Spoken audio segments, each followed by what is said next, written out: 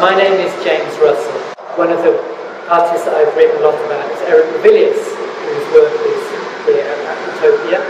And so I am here to have a look around and see how, look at some work which relates to the work I've been doing on Ravilious and so on. And as a good starting point, we're going to look at Jules Verne, 20,000 Leagues Under the Sea.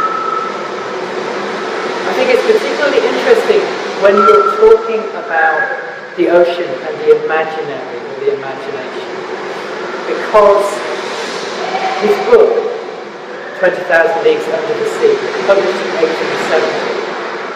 1870, really changed the way people looked at the ocean and thought about the ocean, and it opened up the deep ocean as a place of discovery, really for the first time. Previously people had talked about sea monsters. There's the biblical story of Jonah and the whale, for example, as a sort of early example of people going beneath the waves. But in the Nautilus, Verne created the first fully functional submarine and took a huge readership on a voyage. The 20,000 Leagues is across the oceans, not depth. That would be rather too deep. He took a huge worldwide readership in the journey around beneath the waves.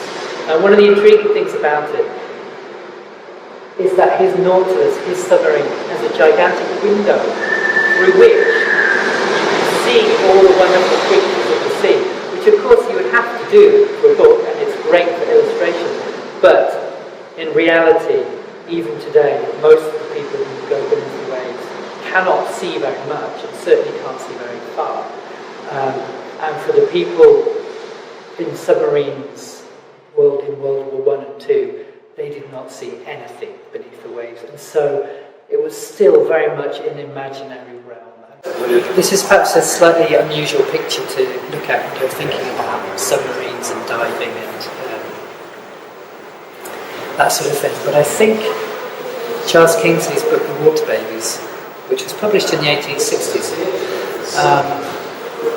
it kind of spoke to a desire or a fascination among Victorian people with the sea and with the undersea world. And in his book, he's talking about, the story of a chimney sweep who's kind of magically reborn.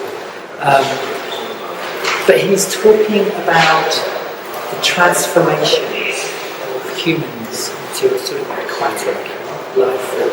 And I know that's one of the sort of major themes of Aquatopia, is this notion of this kind of transformation. But at the same time, 1860s, if you think the American Civil War was raging, and submarines were involved in that war. This was the first time really that submarines were used by naval forces. And diving, deep sea diving and exploration were becoming, were very sort of topical. The first diving suits were invented by a German inventor who fought at Waterloo and then moved to London.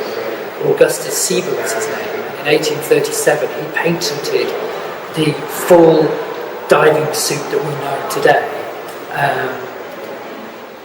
This sort of massive metal structure which couldn't be more different really from the sort of image of the baby in the clamshell.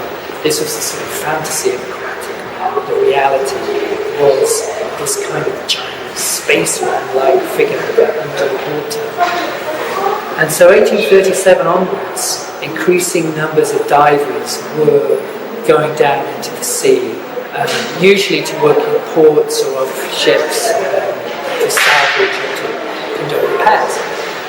But in the imagination, this was taking hold, and again it was 1870, just a few years later, that 20,000 Leagues Under the Sea was published.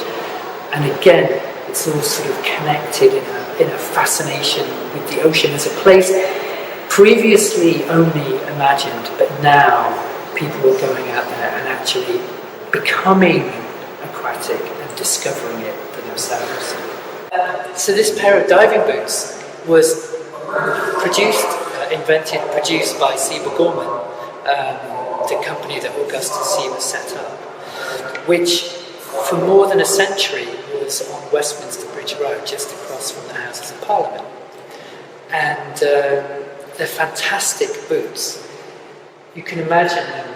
I mean, they have a very Victorian look about them, and they sort of date, as the whole of the kind of early history of diving and submarines dates from, obviously, the pre-digital age, the time when everything had to be manufactured in the simplest way, and when all technical equipment had to be controlled by humans constantly. So, for example, on board a submarine, even in the Second World War, everything was done by the crew. Every measurement had to be gathered, everything that happened had to be controlled by crew members. There was no automation. And so a submarine was a sort of mass of pipes and cables and tubes and dials and taps and so forth. Meanwhile, the divers went around in the same way in 1945 as they had in 1845, with this very cumbersome equipment, and that required several people to help them put it on, and in which they were more or less helpless on land. So the boots, which were obviously worn, this pair has obviously been worn many times by divers, is a wonderful relic of what it was like in those days before Jacques Cousteau and the lovely light frogman scuba diver. So this is a picture I know well because I recently wrote a book called Ravilious Submarine, which charts the creation of one of the most remarkable series of prints made during the Second World War, a series of 10 lithographs produced by artist Eric Ravilious. And Ravilious was a landscape painter and designer. He did a lot of industrial design, including work for Wedgwood. And in 1939, when he was in his mid-30s, he was appointed a war artist and sent to work for the Admiralty in the Royal Navy with the rank of captain in the Royal Marines. And Ravilious was a very kind of free-spirited individual, didn't particularly relish military life, wasn't too good with the discipline and so on. But he did really like working alongside sailors. He first went aboard a destroyer in Norway and just loved being around the naval people, and did a tremendous amount of work up in Norway during the summer, where he was very inspired by the midnight sun and spent basically 24 hours a day on deck painting. His resulting pictures are beautiful, but they're not particularly military. And when they were shown in the National Gallery, he was criticised for focusing on the decorative quality of the scenes that he saw. So I think because of that, in the summer of 1940, he decided to try and get closer to the heat of the action, and went aboard a submarine, a training submarine in Portsmouth, and for a month travelled on training missions with the sailors, with the trainee submariners, and then produced this series of lithographs. And this one is known as Submarine Dream, I think because it has this slightly strange quality in the way that it kind of shifts between different planes, if you like. At the top you've got the submarine, which suggests to me, anyway, the kind of post-war world of Jacques Cousteau and brightly lit blue water of undersea filmmaking. But this was something that was in the future when Ravilious was working. Nobody at that time had ever shown other people what it was really like underwater, because you really couldn't see, and there was no way to record what you saw. So this is a sort of a fantasy on his part, and he's changed the turbulence of the propeller into light. And then within this kind of, he's got these circles or sort of nimbuses of light. So you've got this one here, this oval, and then the yellow oval here. And within that, the turret of the submarine. And it's drawn very realistically. We're sort of invited to descend into the mysterious world of the wartime submarine, like Alice going down the rabbit hole. And it was a very strange world. Submariners lived in a way that other sailors and naval people didn't. They had their own routines and rituals, and lived in this very confined space, all very close together, living where they worked. And here he's sort of introduced a few of the subjects that are going to be in the rest of the lithographs. On the left here we see a plainsman, and his job was to keep the submarine level, which is very important, particularly when they were travelling at periscope depth just below the surface of the water, and needed to be kept out of sight so that the captain could raise the periscope and look around without being detected. And then he's got a naval anchor here, and then the diving helmet.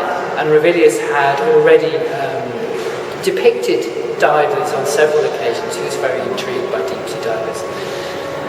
And I think that one of the reasons that he liked this image is because he's kind of referring back to Salvador Dali's famous appearance at the 1936 Surrealist exhibition, when he opened the exhibition wearing a deep sea diving suit that he'd hired from Seba Gorman, and then attempted to give a speech wearing it and suffocated, and had to be rescued by an assistant armed with a pair of pliers.